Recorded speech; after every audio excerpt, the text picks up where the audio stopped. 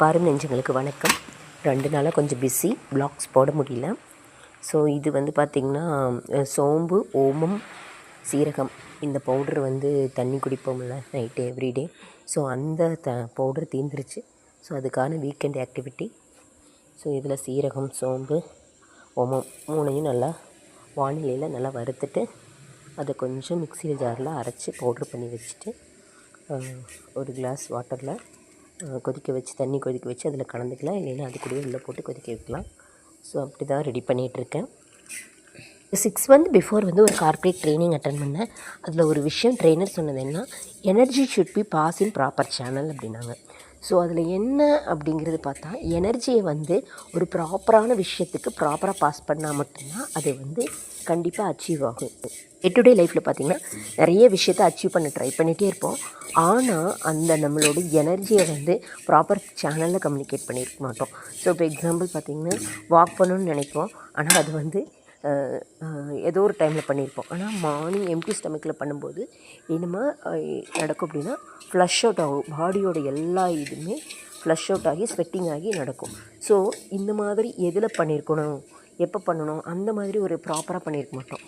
ஒரு விஷயத்தை எல்லாருமே பண்ணுவோம். என்னென்னா கற்பனை குதிரை. அது என்னென்னா தேவையே இல்லாமல் கற்பனை பண்ண ஆரம்பிச்சிருவோம் நெகட்டிவாக. ஸோ அது என்ன ஆகுதுன்னா கண்டிப்பாக நம்ம பாடியிலேருந்து எனர்ஜி லாஸ் ஆகும். பாடியிலேருந்து எனர்ஜி லாஸ் ஆயிடுச்சுன்னா நம்ம வந்து இப்போ சரி ஓகே டயர்ட் ஆயிடுச்சு அவ்வளோதான் அப்படின்னு அந்த டே வந்து ஃபுல்லாக போயிடும்.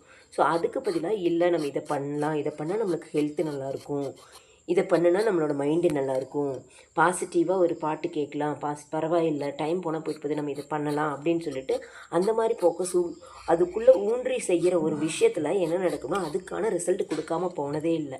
அப்படி தான் சில விஷயம் வந்து எனக்கு நடக்கலை அப்படிங்கிறத தாண்டி நம்ம வந்து அது நடக்கும், அதுக்கான என்ன எனர்ஜி பாஸ் பண்ணியிருக்கோன்னு எப்படி பாஸ் பண்ணியிருக்கணும்னு தெரியாமல் தான் நம்ம பண்ணியிருப்போம்.